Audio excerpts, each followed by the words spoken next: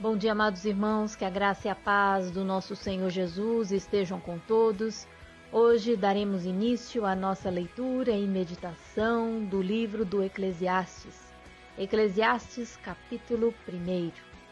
O pregador inicia sua meditação declarando no versículo de número 2: Vaidade de vaidades, diz o pregador. Vaidade de vaidades, tudo é vaidade. Como falei na introdução de ontem, vaidade é a palavra-chave do livro de Eclesiastes. Essa palavra vaidade no original, no hebraico, significa vapor, sopro, bolha, algo que é quase invisível, de breve duração, que logo desaparece, como uma bolha de sabão. Diante disso, ele prossegue no versículo 3, fazendo uma de suas muitas perguntas. Que proveito tem o homem de todo o seu trabalho com que se afadiga debaixo do sol? Ele vai nos levar a meditar sobre a insignificância das coisas dessa terra e a inutilidade de todos os nossos esforços para obter uma real felicidade. Pois quando o apóstolo Paulo escreve sobre os sofrimentos que temos nessa terra, ele faz a seguinte declaração em Romanos capítulo 8, versículo 20. Pois a criação está sujeita à vaidade, não voluntariamente, mas por causa daquele que a sujeitou. Por causa do pecado que entrou no mundo por Adão, toda a criação ficou sujeita à ilusão e frustração. A vida humana, as coisas dessa terra são inconstantes. Tudo de acordo com o escritor passa, mas a terra permanece. Os astros, estrelas, os elementos naturais, tal como o sol, a lua, o vento, os rios, todos seguem diariamente o seu curso e assim permanecerão até o dia final determinado por Deus. Não há, portanto, nada de novo. Versículo 9.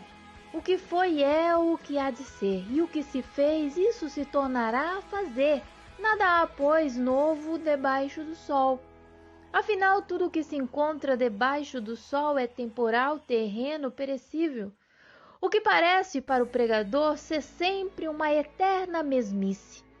Ele se queixa de nunca ver nada de novo e quando há alguma coisa nova, logo é esquecido pela brevidade da mente humana, ou seja, o homem tem memória curta para guardar o que se passou. Nos versos 10 e 11, ele faz essa declaração. Dos versos 12 ao 18, o pregador, que nos leva a crer pelas suas palavras ser o sábio rei Salomão, começa a falar da sua experiência com a sabedoria. Versículo 16.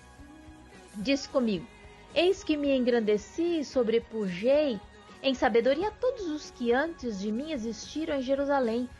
Com efeito, o meu coração tem tido larga experiência da sabedoria e do conhecimento. Salomão diz no verso 13 que aplicou seu coração a esquadrinhar, a buscar informações sobre tudo o que acontece sobre a vida terrena, sobre as obras aqui executadas, e observou que era correr atrás do vento. Ficou frustrado, pois o único que tem o poder de esquadrinhar todas as coisas é o Senhor, o nosso Deus. O próprio Deus falou a Salomão sobre esta verdade em 1 Crônicas, capítulo 28, no capítulo 9, na parte B, porque o Senhor esquadrinha todos os corações e penetra todos os desígnios e pensamentos. Salomão, no verso 15, chega então à seguinte conclusão de tudo que a sua experiência lhe revelou. Aquilo que é torto não se pode endireitar, e o que falta não se pode calcular.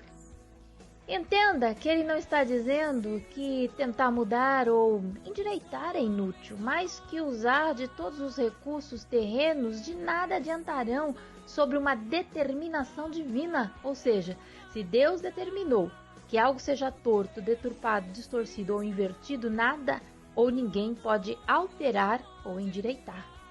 Este capítulo 1 é extremamente difícil, porque Salomão ele escreve com palavras de pessimismo e frustração, encerrando, dizendo no versículo 18, porque na muita sabedoria, há muito enfado, e quem aumenta a ciência, aumenta a tristeza. A verdade é uma só, quanto mais o homem se concentrar na ciência, na sabedoria humana, mais se frustrará, porque verá claramente a sua deficiência. Observará que a imperfeição humana é a causa principal de sua vaidade. O próprio Salomão concluiu que deve haver equilíbrio nessa busca por sabedoria. Eclesiastes capítulo 7, versículo 16. Não sejas demasiadamente justo, nem exageradamente sábio, porque te destruirás a ti mesmo.